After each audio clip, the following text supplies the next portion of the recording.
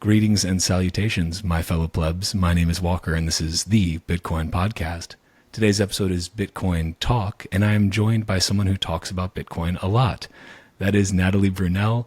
She is the host of Coin Stories, which I just saw when I was doing my background digging, the number one woman-hosted Bitcoin podcast, which makes complete sense given how massive it is. So congrats on that. Maybe soon the number one Bitcoin podcast, period. Who can say? No, don't tell Peter. No, I won't. I don't have a lot of competition yet, unfortunately, with women hosted, but very grateful for that title nonetheless. Absolutely. And you have a pretty amazing background too, because you spent about 10 years doing local and national investigative journalism. You won an Emmy for some of your work. I think I've seen it shining on that shelf behind you at one time or another. And that's pretty incredible. And you got your Master's of Science in Journalism from Northwestern, correct? Mm-hmm. Yes. So you are, and I like to think of you, Natalie, as one of the last real American journalists in this era where we have seen the title of journalist used to be something that meant something, and I feel that it has lost so much of its meaning as we've seen so much influence come into it. So I think that, I'd like to dive into that a little bit, but first I'd like to start at the beginning. I just want to know, in your own words, who is Natalie Brunell? How did she get here today? What was that journey like? Sure. Well, first of all, thank you so much for having me on the show. I'm really excited that you're doing this. There are not enough Bitcoin podcasts, so I applaud you for starting the newest. For those that don't know my story, I have always wanted to be a journalist. I'm a first-generation immigrant. My family came to the U.S. from Poland. Parents grew up under communism, much like your beautiful wife, Carla's. And so they always raised me with a strong work ethic, skepticism towards central authority. And the reason I always was attracted to news and storytelling is because we watched a lot of news and television and movies growing up because it helped my parents learn English. So I was always attracted to that industry. I think I started to look at the world through a four-angled lens, and I just really wanted to be a part of it. At the time, I think that journalism and being an anchor was such a noble profession, and I saw women who got to travel the world and interview influential people and policymakers, and I thought, what an incredible job. You get to always learn, and you have meaning in your community, and so I pursued it, and I've pretty much been doing the same thing that I've learned in college for the last decade plus. I mean, in school, I was writing stories, interviewing people, putting together videos, learning how to edit, because by the time I got to college, a lot of people were becoming one-man bands, so to speak, making less and less, of course, than people that were not doing the one-man band job a decade before. I've always loved storytelling and getting to know people. So that's sort of the background. And obviously, when I learned about Bitcoin, I was fascinated by the people in it, the people that were spreading the message and spreading the education and helping teach me. I wanted to know, how did they find Bitcoin? Why were they displaying such conviction, and how did they build their careers? Because I've always been inspired by origin stories and biographies. So yeah, that's sort of my background. And of course, you wrapped it up so succinctly with a bow. Your professionalism always shows through. And I think what you do with Coin Stories is so amazing, because there are, obviously, this is another fucking Bitcoin podcast. There are a lot of Bitcoin podcasts. There are a lot of podcasts in general. But I think, at least within Bitcoin, what people really crave, because there's a lot of people doing macro, there's a lot of people doing technical stuff, but people want to hear those stories. They want the human side of it. And that's what you deliver so well in Coin Stories. Even when I posted about this on Nostr and Twitter that you were coming on here, a lot of people, I think, they were very excited. Some of them had some questions. Others were just like, yay, I can't wait to watch. Because again, you're somebody who is telling other people's stories so much. You're telling all these origin stories of Bitcoin. How did you get orange pilled? But I think a lot of people also wanted to know, did you have a moment of orange pilling yourself? What was that like? When did things start to click? Yeah, I love these stories because I think that they really tell you a lot about who a person is, where they come from, and what motivates them. And so for me, I think I had a pain point. My parents, in addition to the fact that they were first generation immigrants and knew what it was like to have a very top down control government and scarcity because of production being botched by central authority. But then they worked really, really hard here as immigrants. I tell stories that my dad used to wake up at 3 o'clock in the morning and have to scrape all the ice off of his car because we didn't have a garage. I literally thought people who had a garage were wealthy. That was my my standard. And I saw them finally be able to achieve a small middle class American dream by being able to buy a small townhouse when I was in high school.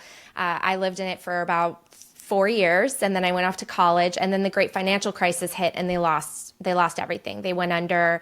They had to downsize to a tiny 1-bedroom apartment. I saw their dreams just totally shattered. It really took a toll on their marriage. And I wondered, how could this happen to two hardworking people who played by all the rules and played by, paid all their taxes. They were good people who just wanted a better life for their children. And they totally got the rug pulled out from under them. And so many millions of other Americans were in the same boat. Meanwhile, the executives were getting bonuses and the Wall Street banks were getting bailed out. And so I felt a true injustice. And I entered my career in journalism with that sort of seed planted, and I think I had a fire that I wanted to hold the powerful accountable. That's why I went into investigative journalism, because I thought, you know what, I'm going to go after these guys. This is so not fair. This is not what the American dream stands for, and certainly not what my parents sacrificed so much to come here to experience. And then I realized that I was wrong about so many of the assumptions I had made about our economy. Before I learned about Bitcoin and economics and capitalism, I was one of those people who thought, oh, tax the rich. It's the rich who got us, and we need to go after them. They need to share the wealth. Not realizing how completely backwards I was, and how wealth needs to emerge and money needs to emerge from a productive economy that can't be manipulated, and that is based on something fair, that can't be inflated and just printed by the government. So I had to really go through that process, and that didn't happen until 2017 is when I first heard about Bitcoin. Of course, I was skeptical, dismissive, thought, no way, this will definitely be hacked and I'll probably lose all my money, but hey, I need money, so I'm just going to gamble with some of mine and buy some Bitcoin.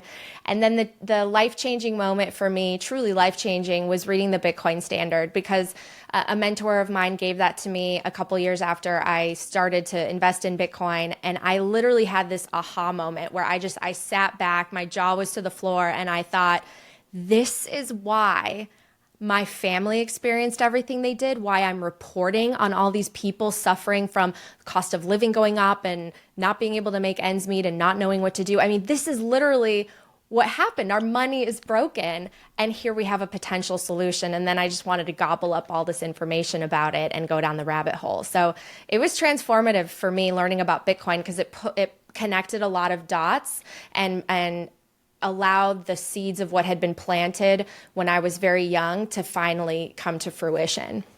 I think that book, for so many people, I'm so grateful that Safedine wrote it, because it was eye-opening for me as well. And I think, so many people have that same story, where even if you were studying Bitcoin a little bit before that, it wasn't until reading that book where he puts things in a really beautiful way where it's hard to refute. And you realize, oh, wait a minute, people are angry at the wrong people. They're angry at the wrong institutions.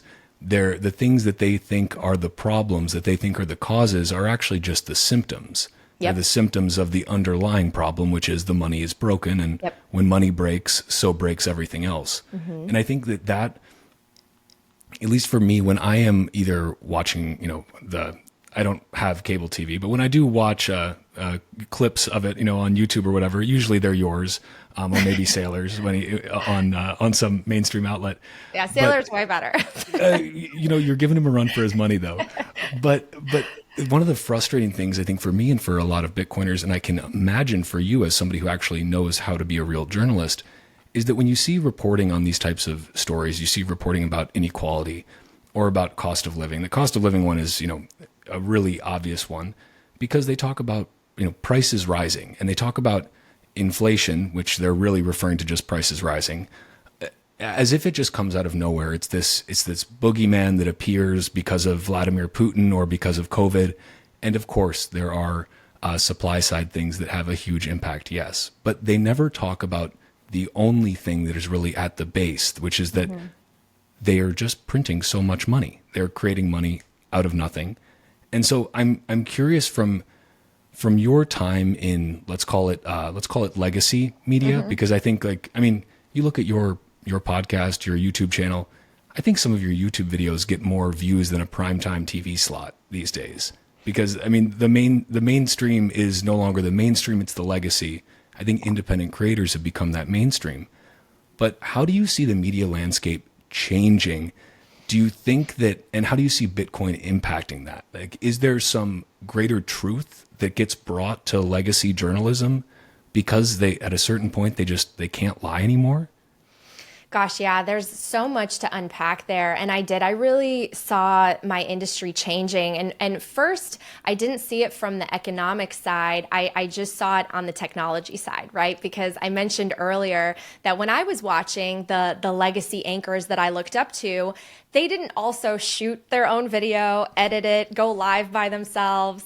And yet when I entered into the profession, you were basically expected to do the job of 5 people, yet you were paid less than what one of those roles was paid just a couple decades before. Actually, one of my close friends who I believe you've met, her father was an anchor man. And so he saw this shift happen, and she studied broadcast journalism with me, and he told her, don't go into it. Like, don't go into it. It's dying. You should do something else. So she ended up in law school. I didn't have someone like that to give me advice, and I had no idea where the ball was sort of rolling. I mean, when I was little, the internet was starting to come out, but no one knew how much it would transform all of our lives and business. And for news, it totally changed the business model. And now all of a sudden, these television stations that used to get so much advertising revenue, they now had to compete with online newspapers, but also independent creators who were coming out. I mean, I've interviewed people like Michelle Phan, who I'm like, I wish I had the courage when I was younger and YouTube was just starting out to just go and start creating. But I think from my immigrant background, I always just wanted to play by the rules and do things very traditionally. And so I bought into the whole thing that, I got to get the degree and get the, a small town reporter job and work my way to the middle-sized town, to the top town. And I did things a very old school way, which I don't necessarily recommend. I think we should, blaze a trail and take chances because they can really pay off. But certainly ever since learning about Bitcoin, I also saw the economics and the economic incentives and how that have also transformed media, because now it feels sometimes, and I don't mean this for all journalists, and I'll share why, having worked in the space for so long. But overall, when you zoom out, the media in general seems to be much more biased, much more political, and almost as if they're, in some cases, lapdogs for the government as opposed to watchdogs. Journalism is supposed to be that fourth branch that's supposed to keep an eye and make sure that everything, isn't going in the direction of corruption. But all of a sudden, you see them sharing a lot of the same messaging and narratives that maybe the government wants put out there, or certain sides of the government or certain agendas. So I've been disillusioned, but if you zoom into the micro level, I sympathize with a lot of reporters, especially local television reporters, because again, I never got an education in financial literacy. So I didn't have a starting point to understand, first of all, that I should question inflation, right? I mean, most of us before Bitcoin were like, yeah, everything just gets more expensive, and it was easier for our parents' generation to buy a house, and for us, not so much. But we don't question why, and we don't peel back those layers, and we absolutely should, because half the things that I was reporting on a local level was the fact that people were struggling more and more. Eventually it turned divisive and more political and left versus right. But the starting point was after the great financial crisis, a lot of people struggling to build back. Meanwhile, QE started, and I had no idea what that was at the time, but bam, like recovery for the banks and the people at the top, and then they made exponential amounts of wealth.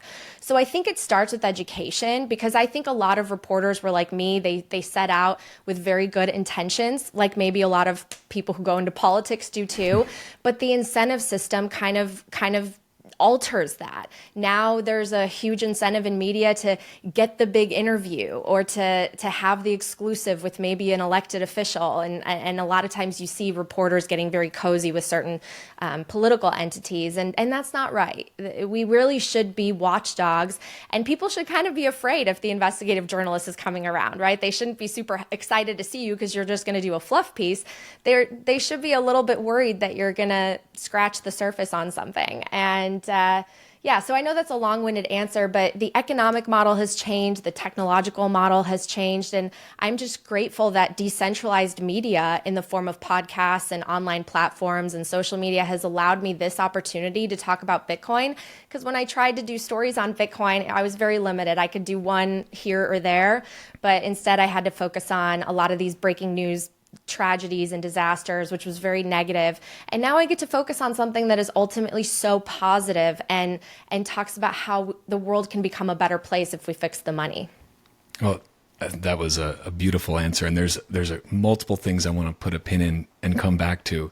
But just to start with what you finished with, which is kind of being able to talk about Bitcoin and in a legacy media setting now. I mean, you are on Fox Business, you are on CNBC, you are kind of this go-to voice now when they need someone who's actually coherent and can string together a full intelligent sentence or two about what Bitcoin actually is, what it represents. One of your recent interviews with Charles Payne, I thought was just fantastic, because you touched on the younger generation and that kind of pain of realizing I'm not going to be able to afford even my parents' modest lifestyle that they had, that realization that the cards are stacked against me and I'm in a hole that there's no way to get out of. How have you found, I'd love to, if we can maybe go back, how did you start becoming that go-to Bitcoin voice on CNBC, on Fox Business?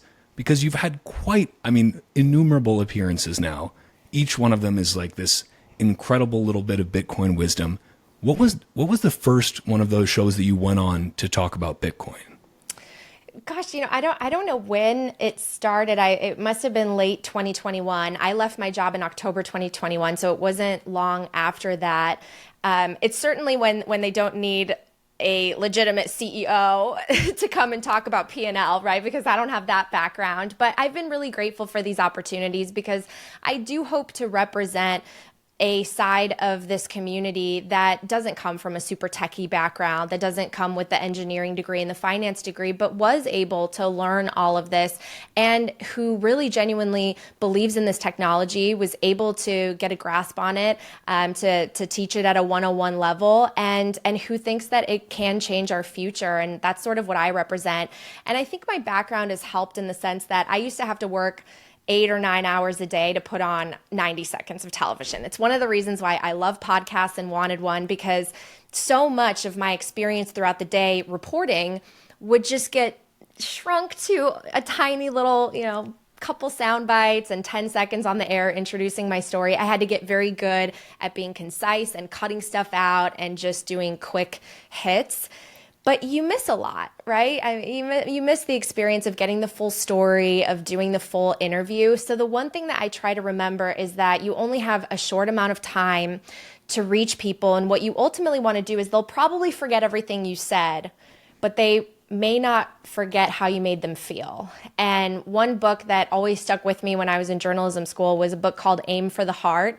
And it was about tapping into the emotion, universal emotions through stories, where no matter who you are, no matter what your background or job is, no matter if you came from poverty or wealth, we all relate to a lot of the same experiences, and we all want to connect with people. We want to feel accepted and loved and appreciated, and we can all relate to struggle. And so I try to tap into those human experiences, because I think that they're the most memorable and relatable. And I think that no matter who you are and where you come from, you want to see a world where people have more opportunity rather than less. And you want to see a world where there's less wealth concentration and inequality. And so many people just don't realize that the money is broken and that that's the very thing we need to address, and that Bitcoin happens to be this amazing solution for that. I mean, you're such a breath of fresh air compared to some of the other commentators that you'll see these programs bring on, because you are bringing so much, as much as you're talking about the things that are broken, you're still presenting a solution, and one that says, look, all is not lost. There is hope. There is this thing that is real, that is tangible, that is happening now, that you're not too late. You're still very early. And I think that that's a beautiful thing, to give people that lifeline should they choose to accept it. The Bitcoin Podcast has its first official sponsor, Bitbox and the Bitbox O2 Bitcoin-only hardware wallet. Head to bitbox.swiss/Walker and use promo code Walker for 5% off. I'm extremely pleased with the Bitbox O2, and like Bitcoin, I wish I would have found it sooner. It's easy as hell to use, Bitcoin only, of course, and fully open source, so you can see everything from the firmware on the device to the Bitbox app, even x-rays of the hardware and other schematics. Just go to their GitHub and see for yourself. You can even try building one for yourself if you're feeling adventurous, or just go to bitbox.swiss/Walker and use promo code Walker for 5% off. It's really up to you. And what you said just got me thinking, because we like to think of in terms of, let's say, new media. We look at how big TikTok has gotten. Short form content on social media has really just become the norm. I mean, you can look at completion rates on longer videos on Twitter versus a 30-second to 1 minute clip. And it's like 20, 30, 40% completion rate versus 0.5% completion rate. People love the short form. And we like to think of this as this new phenomenon of, wow, people's attention spans are so short. But going back to what you said about just regular, good old-fashioned legacy news media, it was all built around short hits. Like really the short attention span, instant gratification news hit is not a product of TikTok. I think it's just a product of human nature. But it's interesting to kind of see that shift maybe be blamed on the media vehicle versus just people's desire for media in general. I don't know. Well, it's funny, Walker. So we would have something called sweeps in television news. It happened 4 times a year. It was when they got ratings, so that you would know which station was the top versus second, third in your market. And that was the only time that you got to do kind of special longer reports, because they would be promoted, and it was always for sweeps. So that was the only time where I would get to do maybe a 4 or 5 minute story as opposed to 90 seconds. And it was like, oh my God, it felt like an eternity. I have 5 minutes to tell a story, when normally it's like chop it down, chop it down, chop it down. And you're right. I think there is a short attention span. I can relate to it in some sense. I think that that's partially also due to the fact that everything is about, quick now, including spending your money now, because it's going to disappear in value in the future. So we need to slow down. We need low time preference money so we can be a little more low time preference. But I still really love long form content, because I think you can learn the most from it. Yeah, it gives you something to actually dig into. And another thing I wanted to circle back on that you talked about was just the decentralization of media. Mm-hmm. And I'm curious, you've been now on Nostr for a while. You were fairly early on there, and you've been still very active on it the entire time. I'm curious from your perspective, having seen the changes in the legacy media landscape, having seen the changes in the social media landscape as well, how do you see Nostr fitting into this, let's say, next evolution of decentralized media, of user-generated content, and of also censorship-resistant content? Because I think this is a time where we can see very clearly, if you're not saying the approved party line, it's very easy to get shut down, even if you're one of the biggest fish out there. So how do you see that evolution happening? Is there anything you're particularly excited about for that? And do you see more journalists and news orgs starting to turn towards that as a supplement to what they're doing now? Sure. I find this to be such a fascinating topic, because we do need platforms that aren't going to censor speech. And Nostr is certainly one that I'm very excited about. I've also learned the power of network effect and how that has even impacted my choices, because I love Nostr and other platforms that they don't look at who you are and they allow you to fully own your content. And they're not just trying to make money based on selling you ads or taking your personal data. That is exactly what we need. And yet we see the power of these massive behemoth entities like the Twitters and the Facebooks who have such a leg up because they've been in the space and have all the users already, right? So if you want to reach the most people, I guess I shouldn't have been shocked by what happened to Threads, because they tried to basically recreate Twitter, the Facebook version of it, and man, it probably lasted a couple weeks. I don't even check that app anymore. I tried to post everything from Twitter onto it for a couple of weeks, and then it was a total flop. I mean, network effect is so powerful, which I think people underappreciate when it comes to Bitcoin and how difficult it is to try to recreate something like that. But I hope that as more people learn about the importance of privacy and sovereignty and property rights and how much data you've really given up to these companies, that they will look for solutions like Nostr. And I heard there was just a conference in Asia. I'm sad I missed it. I know you went to the one in Puerto Rico, right? Or Costa Rica, but I need to get out there, because the people who are on these platforms are the very freedom fighters that Bitcoin is all about. It was such a, Carl and I were bummed not to be able to go to Nostrasia with the little growing bun in the oven. But the time in Costa Rica was fantastic. It's one of those things where, I wasn't around for the early days of Bitcoin conferences. I didn't start even, following closely Bitcoin Twitter until like 2020, and was just lurking on there for a while. And so only started going to first conferences in 2021. I'm very new here still.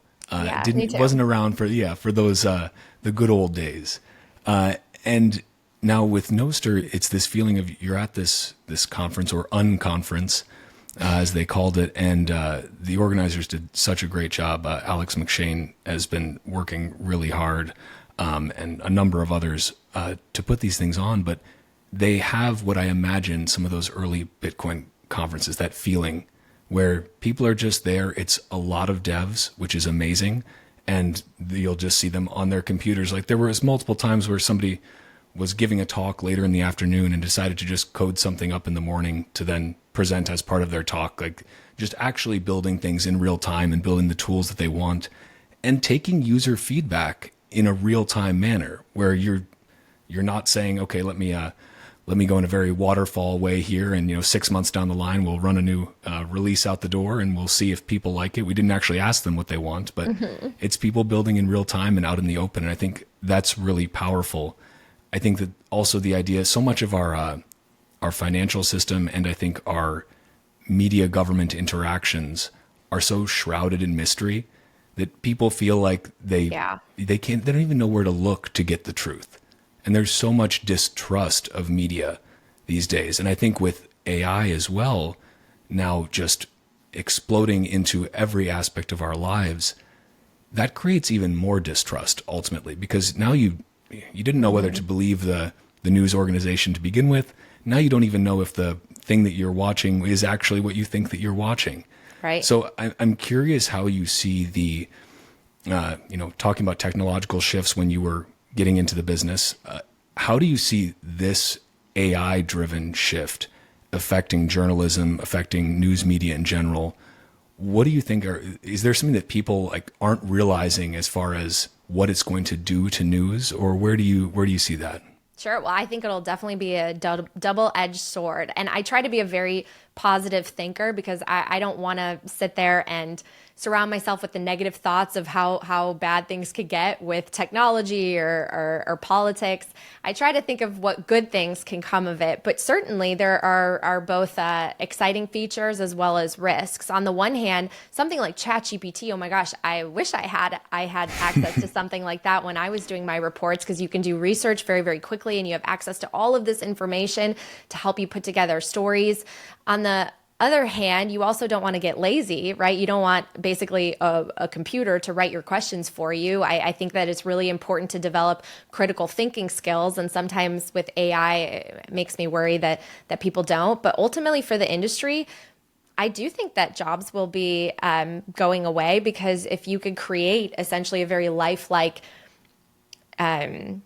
person through artificial intelligence, visually as well as with different voice, and you can customize it to how you want to receive the news and information, then you don't necessarily need a real life person or anchor anymore. I think that there's always going to be a need, though, for real reporters who are digging in and asking the right questions and building sources and getting the information and going through the records. I mean, half my job when I was an investigative reporter was getting really good at sifting through records and knowing where to look for information. Because you can imagine these bureaucracies and agencies, especially at a local level, it can be so, it's like finding a needle in a haystack sometimes, unless you get really, really good at finding the paper trail. And it was back then a paper trail, literally. I mean, sometimes I would have binders for different investigations, and now everything's going digital. So I think it's going to be transformative. I think you brought up a really good point with regards to misinformation. I did some reporting before I left my news job on deep fakes, and they were very scary, because even then, when the technology was more elementary, it looked very real, and they had world leaders, like examples of videos of world leaders saying different things, and it could imitate the voices. I mean, it felt like you were watching the real thing and the real person. And so I'm very curious how cryptography will play into this, because I loved my one conversation I had recently with Michael Saylor. Some of it I still don't fully understand, and I need to get a grasp on it technically, but just this idea of Bitcoin being that truth network. And so you could cryptographically verify that it was really you, authenticating the message or the video that you're sending. And so that could be very, very powerful. And I know AI will need micropayments and a digitally native currency. So I'm excited to see what happens. I'm not the expert in this, but I think that there will be both good and bad.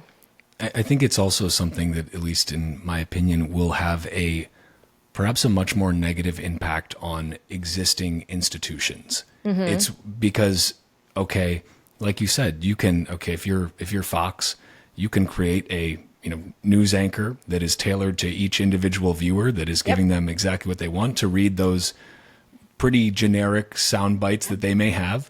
That's pretty easy. They can do that right now.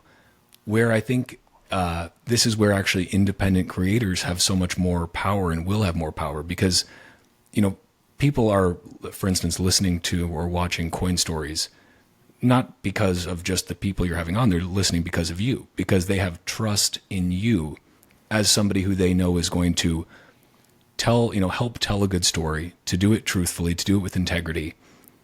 That gives independent creators so much more power as it slips away from the mainstream.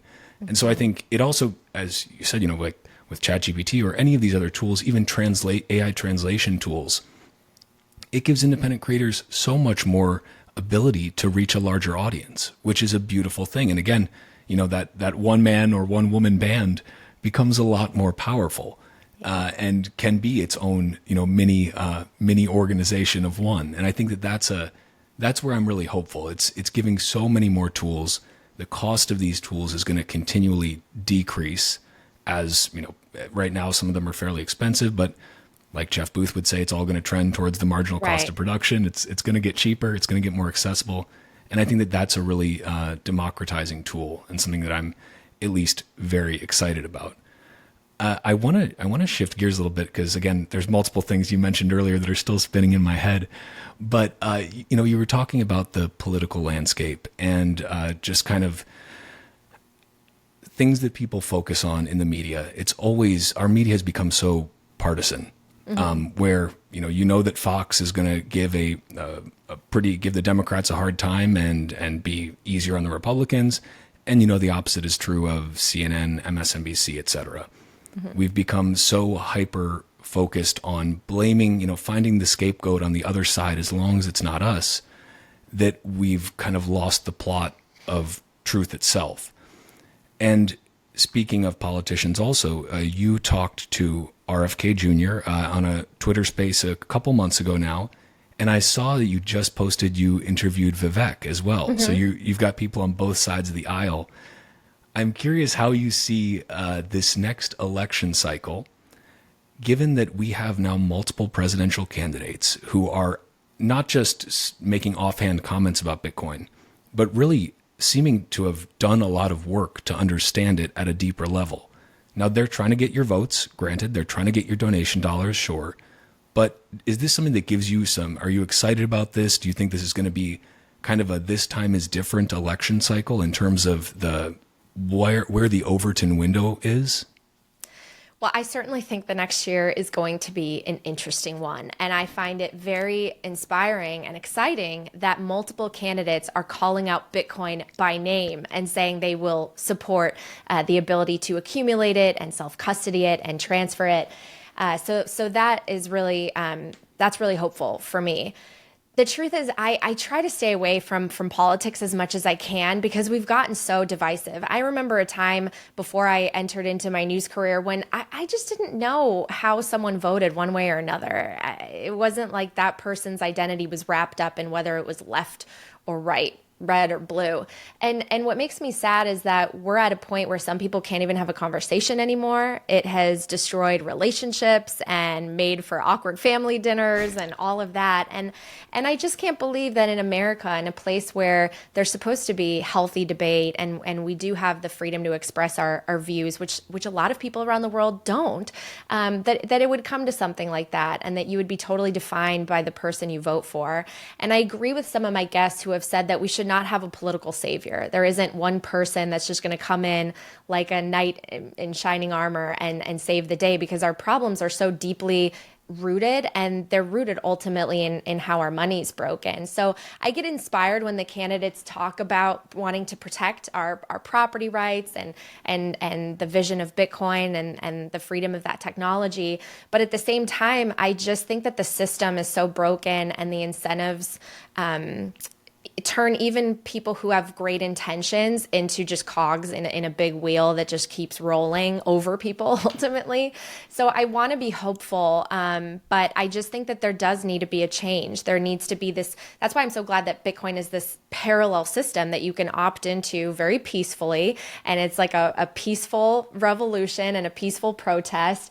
Because if you were to describe sort of a seismic shift where we're describing a collapse, that's very scary for everyone involved, including people that are well off. That puts them in a very unstable, unsafe position. So I don't know if you think about this, Walker, but I think about this a lot. The fact that if there was no Bitcoin, I would not have the hope in the future that I do right now. I would think, oh my gosh, things are going to continue to get worse. What could possibly solve this? We're going to go to war. We're going to be increasingly more divisive and just fighting with each other. And that's the perfect distraction from whatever the powers that be really want to do. And then Bitcoin actually gives me so much hope that it does come back to the individual, and we, the people, do have power and technology in the past, including the internet and cryptography, has been able to protect some of our rights in the past, and I think it will in the future as well. So I tend to look at it in a hopeful way, but the next election should be a fascinating one because I don't know. I personally don't think that President Biden will be the candidate. So I'm sitting here curious if it's going to be Governor Newsom that they bring in. Obviously, I've covered him as a reporter when I was living in California for many years. I'm wondering is it going to be Trump on the ticket, or is it going to be one of the people that we're watching in the debates? I don't know. I'm certainly very interested and curious and want to know their stance on Bitcoin. Oh, I couldn't agree more. And I think Newsom is seeming a likely candidate. He clearly is becoming as friendly as possible with China. I saw he was cleaning up the streets of San Francisco, which is fantastic. It turns out you can do that overnight if you just actually want to do that, which I don't know if they anticipated how transparent of a move that would be. That was very interesting to see, but I could not agree more with you when it comes to Bitcoin being this agent for hope, because I'm in the same boat. I would be incredibly probably apathetic and nihilistic right now if Bitcoin did not exist, given the state of the world. There's a lot, and it's also the state of the media that is bombarding you with all sorts of negative messages, because that's the stuff that gets clicks, right? That's the stuff that gets views. It's the doom and the gloom and the violence and the anger. That's what sells. And that's what sells, makes your advertisers happy because more people see it.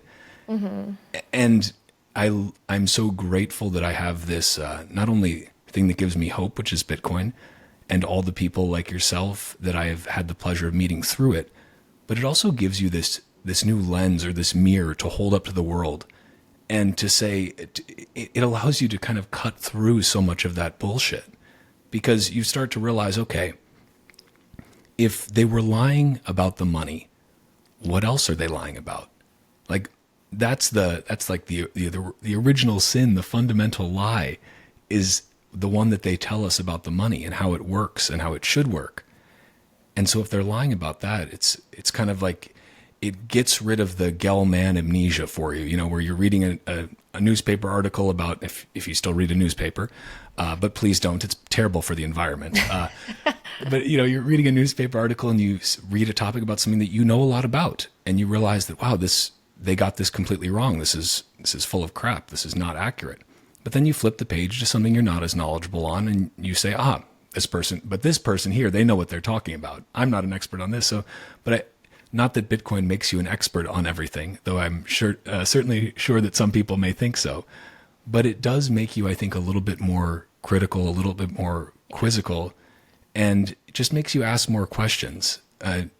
Something Carla's communist escapee father always says is, dubito ergo cogito, cogito ergo sum. I doubt, therefore I think therefore I am. And it's that doubt that I think gives you so much power. And it's also something that's very lacking in our, let's say, greater political discourse today. It's sad to see so many people so willing to believe everything that comes out of the mouth of their guy, and the other one is the Antichrist. And this goes both ways. It's sad, but I'm glad that we have Bitcoin as this lens, this mirror to hold up and say, okay, no, we're not buying into this. We know you guys are full of shit. I don't know.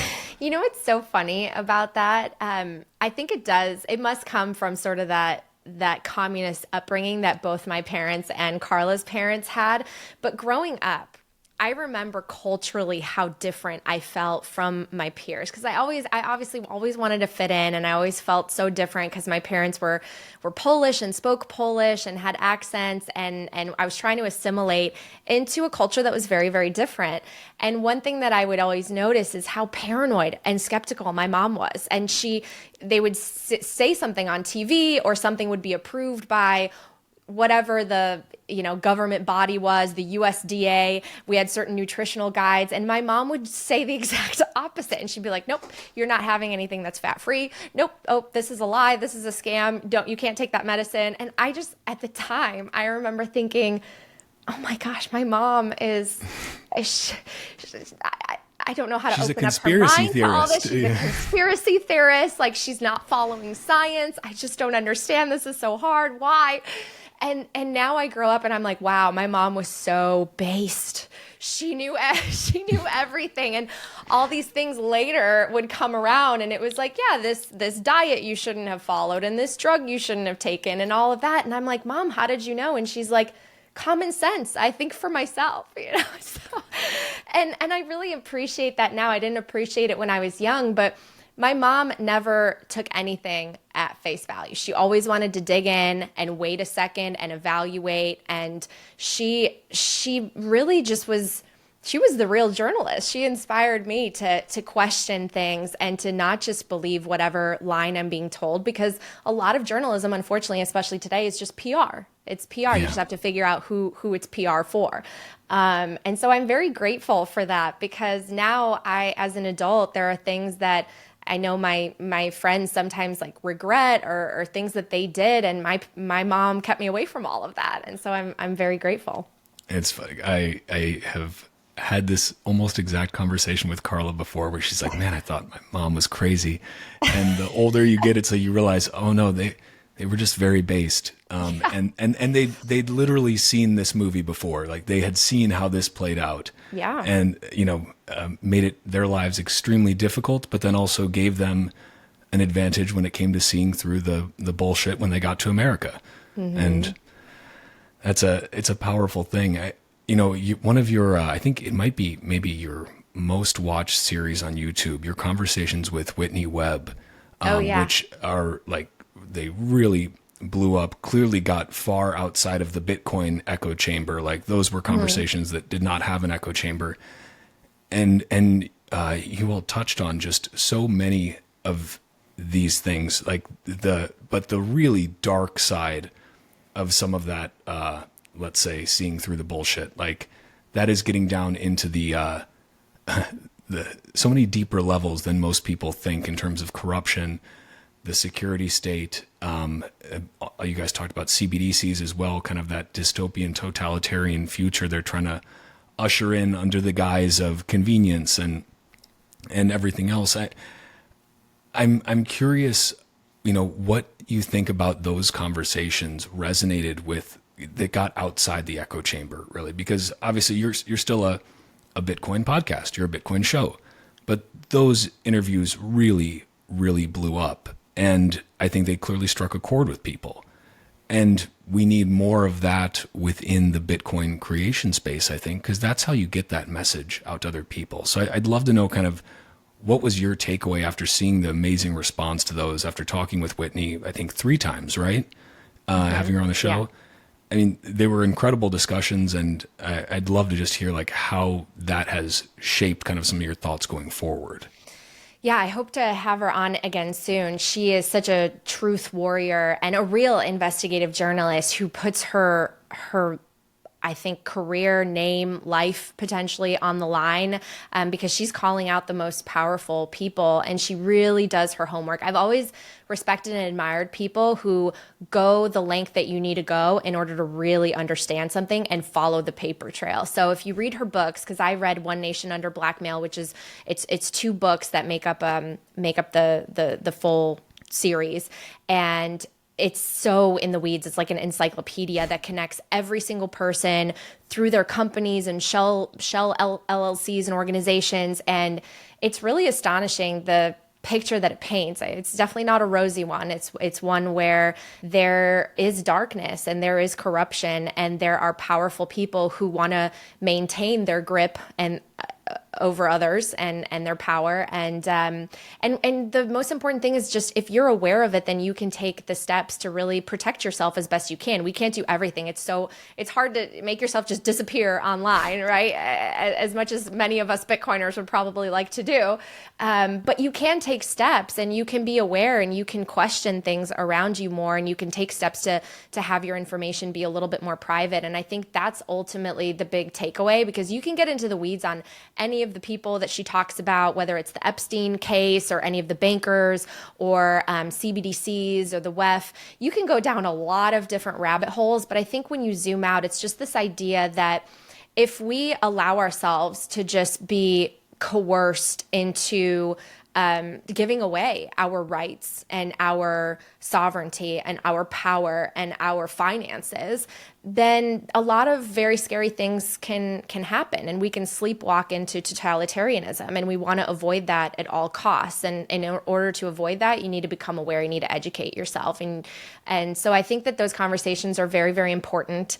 It's sad to hear that so many people throughout our history, within government and within powerful organizations, have been corrupted. But I think that, again, when you have broken money, you have a broken incentive system, and then people are following their own self-interest. And so I hope that Bitcoin can, over the long run, help regulate some of that and help make something like corruption a little bit more difficult and make governments more accountable. I know that it's not going to be an overnight fix. And even though we say Bitcoin fixes this, I'm obviously realistic in the sense that it's not going to fix everything all at once overnight, and the world is going to be utopia, because people are people. But I do think that money at the base layer, if it's not so easily corrupted and manipulated, it will make it more difficult for some of these nefarious, fraudulent, theft-driven activities to occur on such a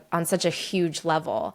I mean, I think that what's saddest is they've just siphoned away so much wealth from the working class, and because it's been just a little bit a year every single year, just 2%. It's like we don't notice it, and yet all of a sudden here we are, a couple decades later, and there are kids who don't want to start families and don't have hope in the future because they literally have had their future stolen from them. They were just totally robbed.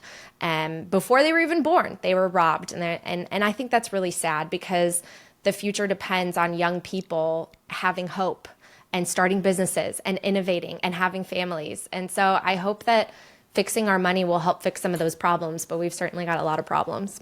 Oh, it's very true. And it's a worrisome thing where I think the pendulum can go one of two big swings, which is on the one side, this younger generation can see all the corruption and the just grift that has been such a inherent part of our system for a long time, and can say, okay, it's the this is the surface level. They can say, okay, it's the wealthy elites, and it's because they're not paying enough of their taxes. And you know what? Maybe that Marx guy, that guy with that funny beard that I read his little pamphlet about, and it sounded kind of nice.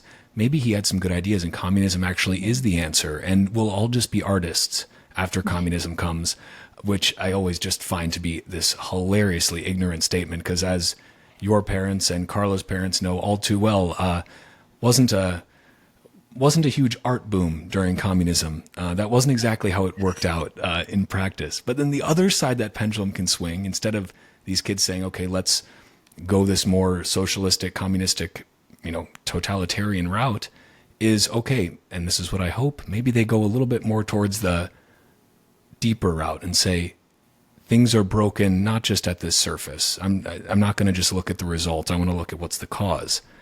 And I hope that, we have an internet native, generation, multiple of them now.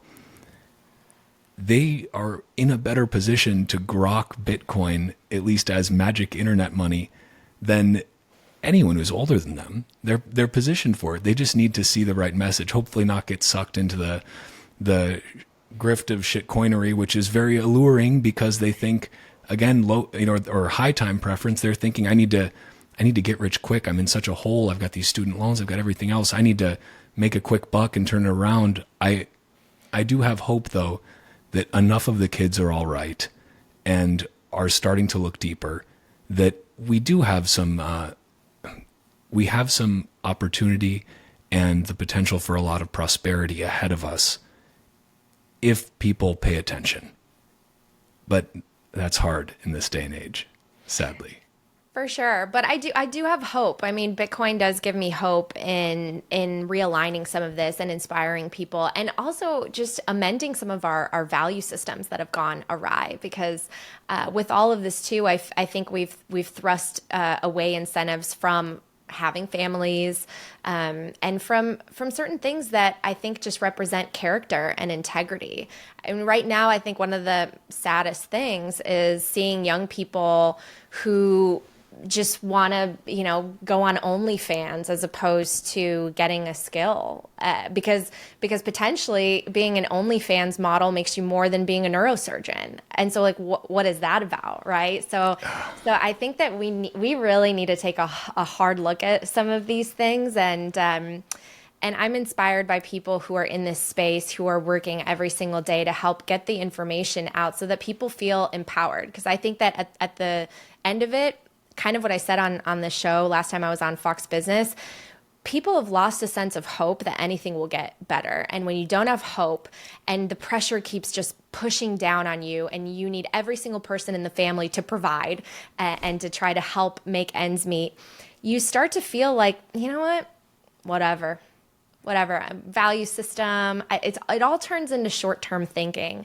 And that's where I think we run into the most problems, and we see societal decay start to set in when morality goes away, the respect of the rule of law, respect of one another, because ultimately you're no longer even respecting yourself and you're not reaching your potential. Like, my favorite quote has always been, make the most of yourself, for that is all there is of you. And I feel like I was raised with this idea that you can make anything you want happen. I mean, that's what the American dream stands for, but you have to work hard and you have to be a good person, because we are all connected in this world, in our small communities, but zooming out in all the communities that make up our world, we all can make a difference.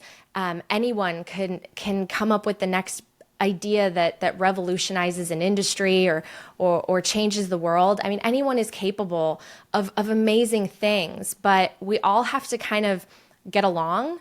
We all have to believe in ourselves, and we all have to have good money that we can trust. Amen. I think what you said about hard work and perhaps some of the hesitancy to pursue paths that are hard amongst, and I think that every older generation probably says this about every younger generation and will for the rest of time. Nobody wants to work anymore is the common old trope, and it probably is true to an extent in every generation. And also we see technological changes in every generation that make the type of work change as well.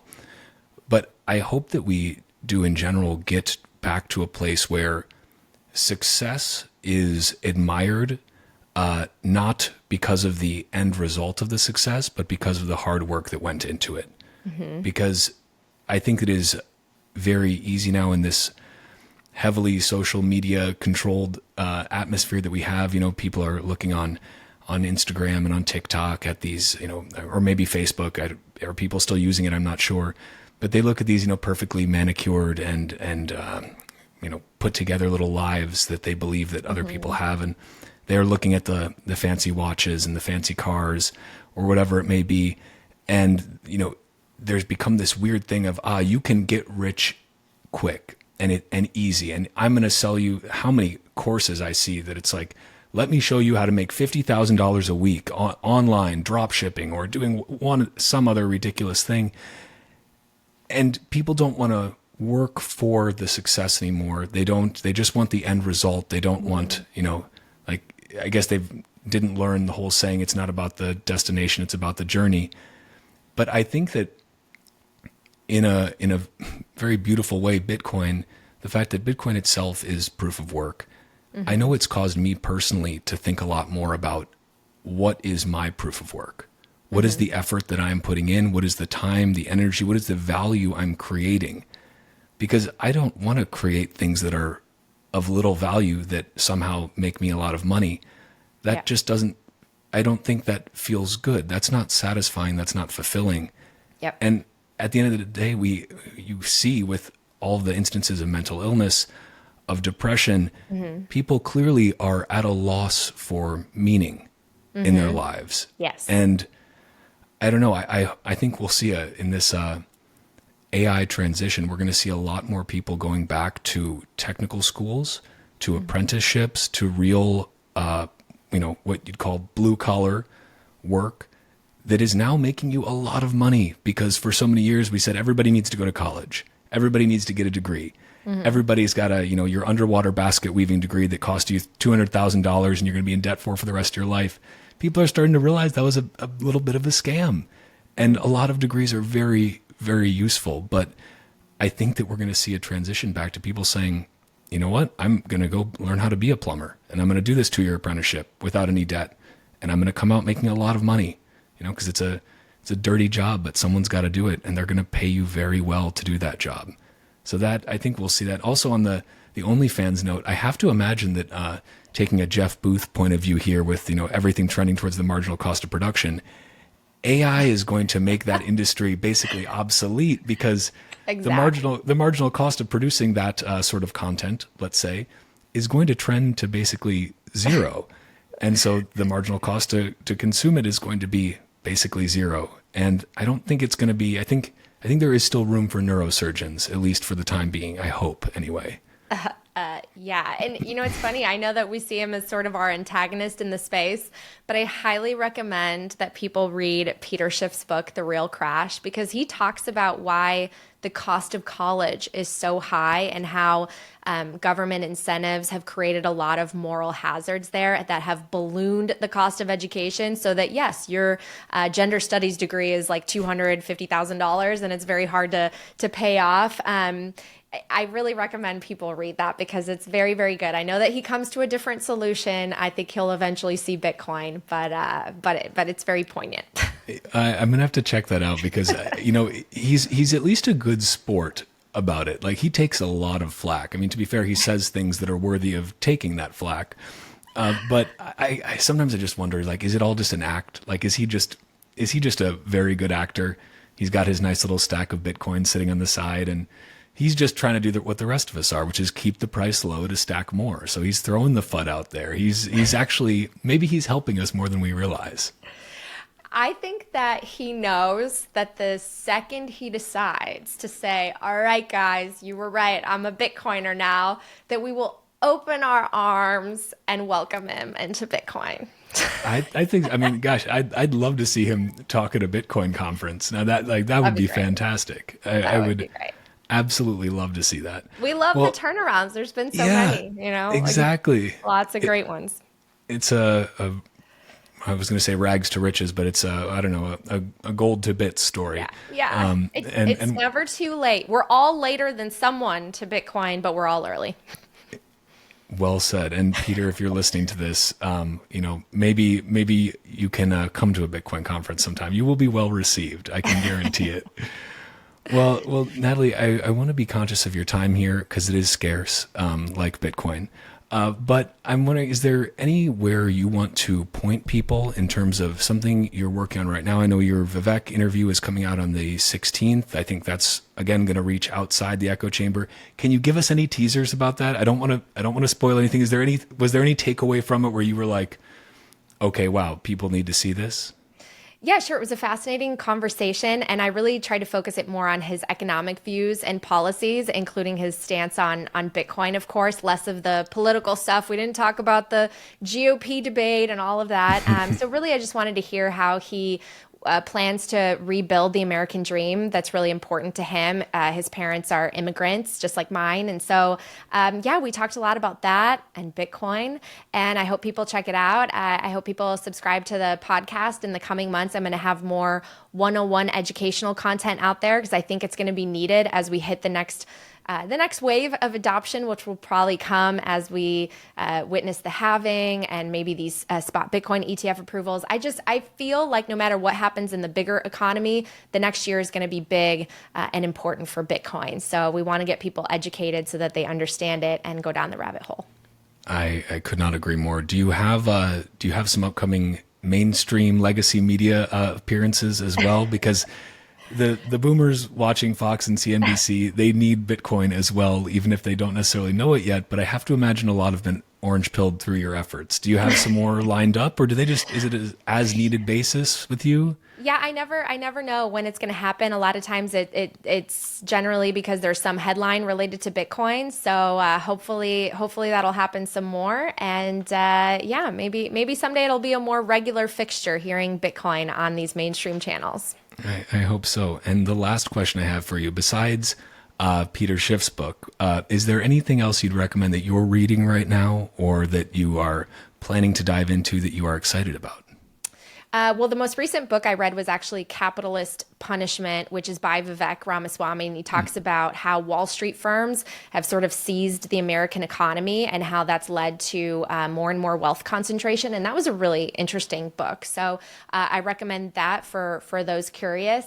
I think the book I really want to recommend is Broken Money. I know a lot of the Bitcoiners are talking about it. I had a chance to interview Lynn, and she just makes it so simple to understand the complete history of how we got to this point, the good and bad of why we got to fiat and why it made sense and why we need a solution now with Bitcoin, some of the risks involved. She's always so thoughtful and she's very, very balanced. So I really hope everyone goes out and gets her book. Yeah, I can also second that endorsement. She explains things in a really beautifully logical way. Like I like to say, she writes like an engineer who actually knows how to write well. Most engineers do not. And it is a fantastic, it should be a primer now along with the Bitcoin standard, I think, for really having that fundamental understanding. Completely. And I think that there's no one more brilliant and even keeled in the space. And we're so lucky to have her brain power. It's like, if you don't like Lynn Alden, the problem's you, not Lynn. That's how I feel. I agree. I mean, it's another one of those things. The more people I meet through Bitcoin, the more hope I have, whether those are technical people, whether those are people who are, reformed hedge fund guys like James Lavish, whether they're, technologists like Jeff Booth, brilliant macro thinkers and investors like Lynn. There are so many people that give me so much hope. And it's hard to imagine, those types of people being anywhere else right now. Again, it's like, I don't know where we would all be if Bitcoin didn't exist, but I'm really glad that it does. And that we're here in this place and space and time. I'm glad that you exist also, Natalie, and that you joined me on this show. So I'll link to all your stuff in the show notes. Can't wait to watch that interview with Vivek. Just want to say, and a lot of people on Nostr and X comments this as well, thank you for what you do, because you are a great, great voice for Bitcoin that cuts through into the mainstream and does so elegantly. So thank you for that. Well, thank you so much. I really appreciate Walker, and I am grateful to be your friend. The feeling is very mutual. So thank you everyone for watching. Bitcoin is scarce, but Bitcoin podcasts are abundant. So thank you for listening to another fucking Bitcoin podcast. Listen to Natalie's as well. You probably already have, but listen to her upcoming interviews. And again, Natalie, thank you so much for sharing your time.